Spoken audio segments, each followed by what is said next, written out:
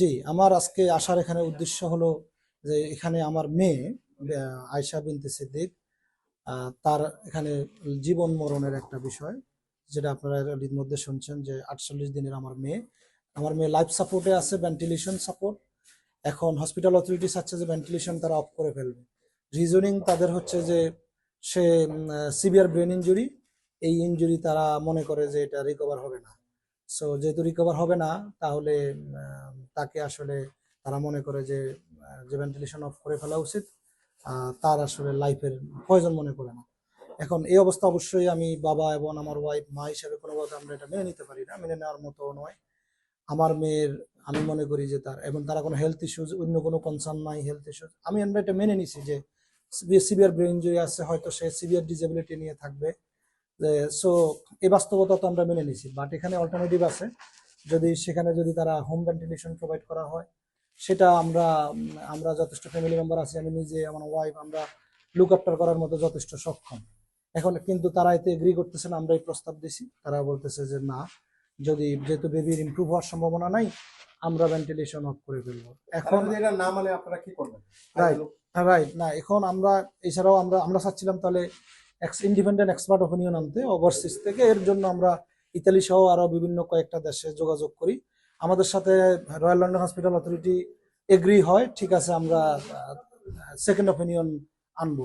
But পরবর্তীতে তারা 2 দিন আগে তারা যে বলে যে না, আমরা ওভারসিজ এক্সপার্ট ওপিনিয়ন নিতে পারবো না, রিজন তারা এনএসএস এর ডেটা শেয়ার করতে পারবে না থার্ড পার্টির সাথে। এখন আর এছাড়াও এডিশনালি তারা বলতেছে তুমি অপিনিয়ন আনলেও এখানে কোনো চেঞ্জেস আসবে না, আমরা আমাদের যে মাইন্ড সেট আপ, যেটা আমাদের যে অপিনিয়ন, আমরা আমরা যেটা ডিসিশন নিচ্ছি এটা ফাইনাল। তারা they already made their conclusion, এখানে তাদের কোনো চেঞ্জেস আসবে না, সেটা তারা কনফার্ম করছে। এখন আপনারা কি ভবিষ্যৎ করতে পারেন? রাইট, আমরা চাচ্ছি যে আমরা ওভারসিজ এক্সপার্ট অপিনিয়ন যাতে করে আমরা সুযোগ পাই, আপনারা এটা আমাদের জন্য ভয়েস তুলবেন, এবং আমরা যাতে করে আমরা we can not let her die. আমরা চাচ্ছি যে তাকে যেন লাইভ ভেন্টিলেশন সাপোর্ট যেটা, এটা কন্টিনিউশন চলে, এবং পরবর্তী সময় যাতে করে হোম ভেন্টিলেশন বা আদার্স যে সাপোর্টিং নিডস গুলো আছে সেটা যাতে প্রোভাইড করা হয়। কোনো মতেই যেন বেবি আয়েশার ভেন্টিলেশন অফ না করা হয়, এটা আপনারা যেন ভয়েস রেজ করেন আমাদের পক্ষ থেকে। আইনবাদীদের বাইরা দেশের সাথে ডক্টরের সাথে কথা বলছিলেন, আমার যেটা মনে হলো ওনারা এই সিচুয়েশন শুনে কি বলেছেন?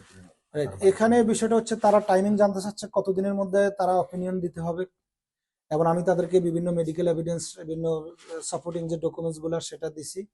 বাট এখন যেহেতু এনএসএস কর্তৃপক্ষের অথরিটি কনসেন্ট ছাড়া তো তারা অপিনিয়ন দিতে পারবে না আলটিমেটলি।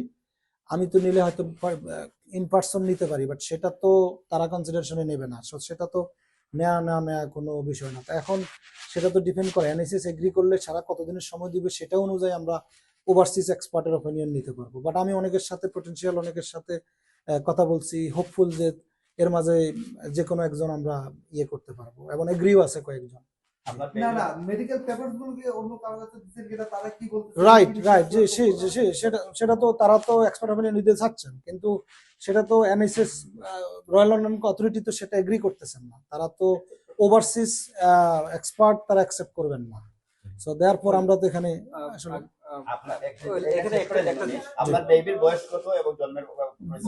জি 30 এপ্রিল জন্মগ্রহণ করে, সেই হিসাবে আজকে তার 48 ডেজ। জি, আপনার বেবি কি নরমাল ডেলিভারি না caesar? Right, emergency C section হয়েছে, বাট বেবির অন্যান্য বিষয় যে খুবই নর্মাল। সে 37 উইকস প্লাস 1 ডে ছিল, এবং সে জন্মের সময় 2600 গ্রাম। সো অন্য কোনো ইস্যুজ আসলে এখানে নাই।